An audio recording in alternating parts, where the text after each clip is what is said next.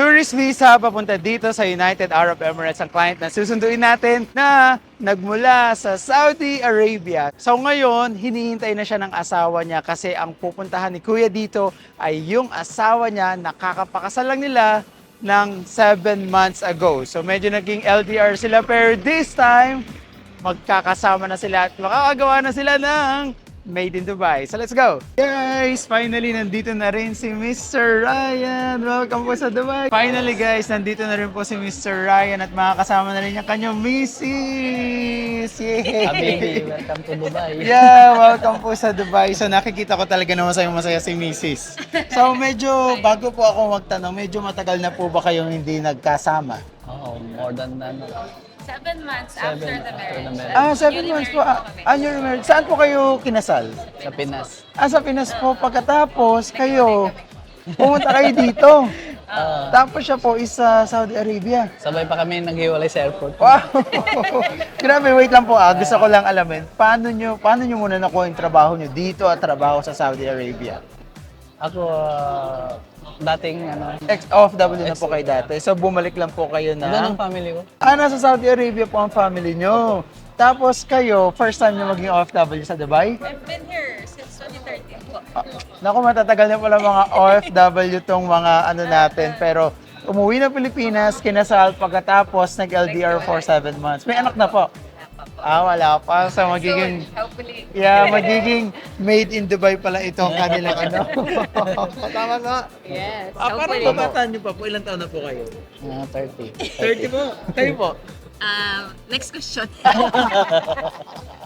Okay, so hindi natin sasabihin yung pero bago ang lahat, bago natin sila tanungin, kamusta naman po ang biyahe nyo? Napaka-smooth. Napakasunod po. Oo po, salamat. Dapat maaga palagi sa may Sa may airport po, no? 3 hours before. 3 hours before po. Kaya hindi na, wala nang tanong-tanong. Walang tanong-tanong, no? Ang inabot ko lang yung passport ko at ang Visa. visa. Yeah, so ganyan po talaga. Si Mr. Ryan at saka yung asawa niya talagang, syempre, bago pumunta dito, ang daming iniisip. No, hindi po mawawala yan. So, hindi po kami nagkita din sa personal. So, puro online. So, syempre, nagbayad online. So, si Miss Carol, syempre, nag-iisip yan. Paano po yung naisip nyo? Parang, naisip nyo po ba na scammer kami? Totoo. Hindi, Hindi normal po yun. Kasi Oo. especially walang personal contact and nagtiwala lang talaga kami through online. Pero Yeah. hindi kami binigyan ni Sir Well. Yeah. Kaya thank you Sa akin talaga. kasi layo napapanood sa YouTube. At ngayon kayo na mapapanood. Opo, and then, paano po kayo nabuhin tiwala nyo bukod sa online? So, syempre, pag sinabi ng pera, parang okay. Walang problema sa akin. Buong tiwala ko. Kasi nakakita din po kami ng maraming magagandang reviews. Thank Kaya you so much, yun po yung naging talagang decision namin na kayo po talaga yung pangalan namin para makapunta dito sa Raya. Thank you. Thank you Welcome po. Welcome po. And welcome po sa Dubai. So, syempre po, yun nga po, sabi nyo, hinanap lang po sa inyo yung passport and photo, no? Yung yung visa nyo. Tourist visa. Pero si Sir, nagtanong din yan kung kailangan ba yung 3,000. Tama?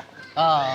Pero naka-prepare na ako. Yes! Tapos ang nangyari, wala naman nang tanong na iba. Oo, wala pong iba, no? Kasi gano'n naman talaga, kahit naman itanong yung 3,000 or kahit wala, pero kailangan naka-prepared tayo kasi medyo mahirap mamaya. Minsan may tanong, Bigla pala na meron, kailangan, no? oo. Pero sabi nga ni Sir, matagal na siya sa Saudi. So for sure, madami na tong ipon. Ay!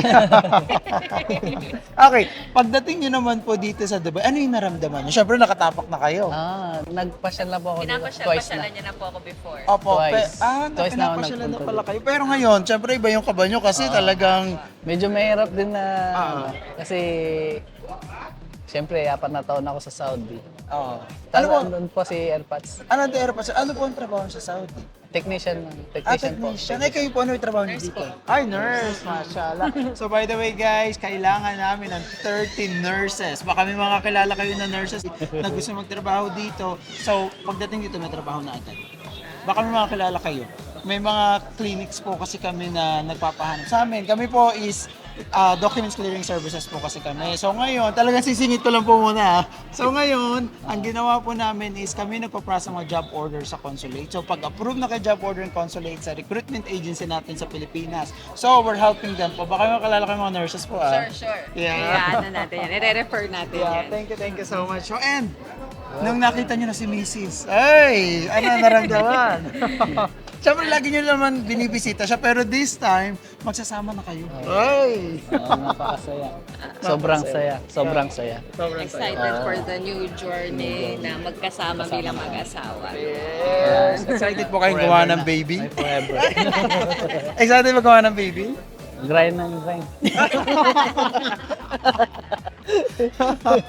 So at least, di ba, ito yung pinaka nakakatuwa, yung naging part tayo ng pagsasama ng mag-asawa. At talagang, marirecommend yun naman po yung company namin sa ibang sobrang bansa ng Dubai. smooth. Sobrang smooth ang ano. Transaction. Hindi siya scammer. And based on the reviews, makakapagtiwala talaga kayo kay Sir Well. Kasi kung wala si Sir Well, wala dito si Ryan. Ganon kami katiwala. Yeah. Kaya thank you po you. talaga sa inyo. Thank you, Yeah, sir. welcome po. At sana mas maging okay po kayo dito sa Dubai, especially syempre. Nagsama po ba kayo sa Pilipinas na as mag-asawa o mag-join? Hindi. After nung marriage, Mga 2 weeks lang. Mga 2 Tapos weeks na lang. naghiwalay na kami. Saan So po kayo? this is really the first time na magkakasama kami. So, ito, masaya. Magkakakilala na. Yeah. So, dito na po yung talaga mag-aaway na sila personal. Hindi. Hopefully hindi naman. Hindi na. Pero gusto ko malaman, saan po kayo nagkakilala? Kasi Dubai and Saudi Arabia, tapos umuwi ng Pinas. Through our parents po. Parents. Kasi magkaibigan yung tatay ko tsaka tatay niya. So nagkakilala kami online. Tapos nung umuwi ako, Umuwi kami ng Pinas. Nagkita nag-emergency kami. leave siya para makita ako. Oh my God, so talagang... Tapos sinundan ko agad sa Dubai.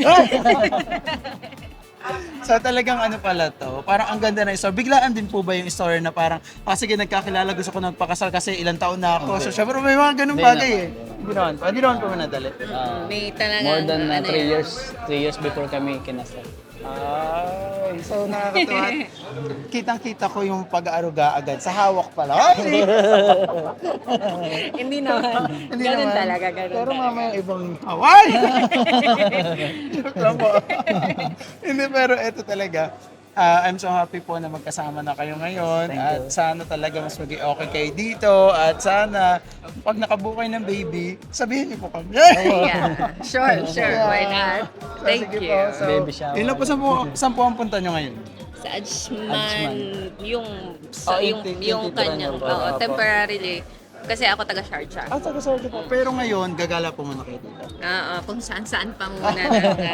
Though ano naman na siya, familiar na siya dito, pero ngayon, So, ano na. nag-book po kayo ng hotel? Hindi na po. Hindi na. Diretso na. Okay, so actually guys, mura ang bahay sa Ajman or sa Sharjah. Sa susunod, i-house tour natin. Ay!